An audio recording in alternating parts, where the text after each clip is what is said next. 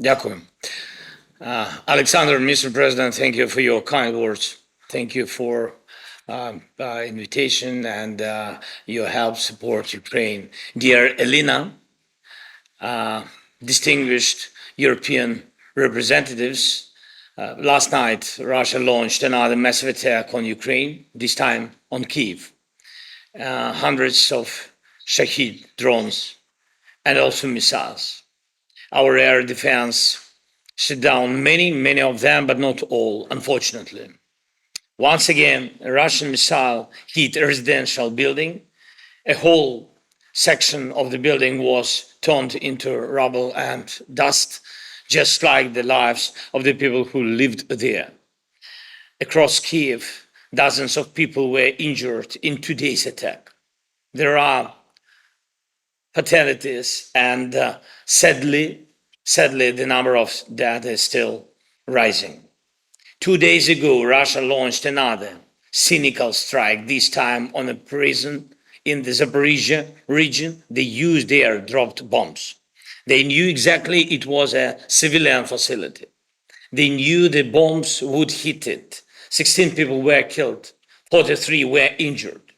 Russia keeps launching such attacks even when the whole world is calling on it to stop the war. A war that Russia started, a war that Russia keeps dragging on, a war that only the Russian leadership wants, a leadership stuck in another era. They are mentally stuck in another century, a time of brutal violence, depredations, and total disregard for human rights and equality. We all know such ideas and such times must never return to Europe.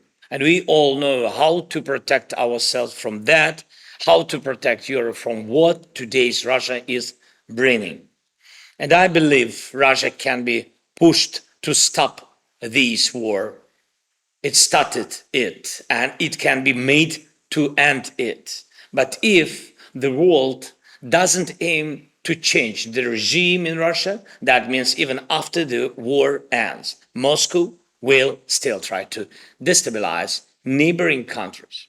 It will keep spending huge amounts of money, resources, and maybe even lives to do so. One of Putin's main ideas, and now it's mainstream in Russia, is that Russia has no real borders. That is, borders are wherever it wants them to be. This is a total rejection of the post-World War II world. And this is the foundation of the current regime in Russia. And we in Europe will have to protect ourselves from this in the long term. And we will protect ourselves. And yes, Russia has seized a vast amount of land, not just recently, but over centuries of imperial expansion and aggression. But its real potential is far smaller than Europe's. Russia's technologies are worse. And most importantly, unlike Europe, Russia offers no way of life that people want to follow. That's why it will lose. Our main task is to stop Russia now and to do everything we can to grow our shared strengths in security, in economy, in technology, in social development. I'm grateful to everyone applying sanctions against Russia and preparing new ones. And we need to fully block Russia's war machine, cut off its arms industry, limit its energy profits, and finally put every frozen Russian asset, including the stolen wealth of corruption, to work defending against Russian aggression. It's time to confiscate Russian assets, not just freeze them, confiscate them and use them to serve peace, not war. I want to thank President Stubb for standing with Ukraine, for supporting our people, and for helping build a connection with President Trump. President Trump is truly interested in ending the war, and we have to do everything we can to make sure the United States and Europe act together for security.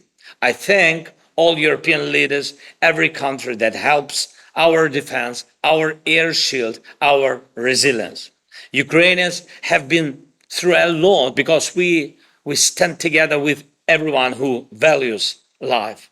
And I'm sure the day will come when Ukraine will live in real peace, a time when we will not wake up every night to air raid sirens, and time when we restore safety and constitutional order in the territory that are currently occupied, a time when Russia will be forced to recognize its real borders. That time will come because Europe stays united.